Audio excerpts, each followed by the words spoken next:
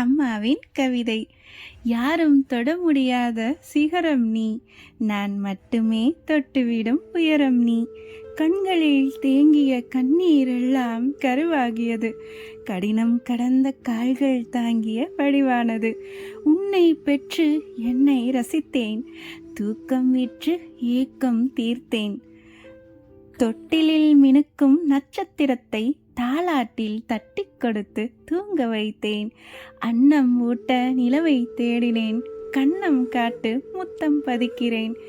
என் மொத்தம் கொடுத்து உன் முத்தம் பெறுகிறேன், உன் மழலை மொழியில் மயங்கி போகிறேன்.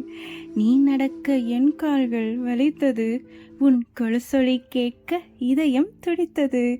நீ வளர்ந்து வாய் பேச வாயடைத்து போனேன், பிறர் கேட்கும் கேள்விகளுக்கு பளிச்சென்ற உன்பதிலில் பிரமித்து போனேன்.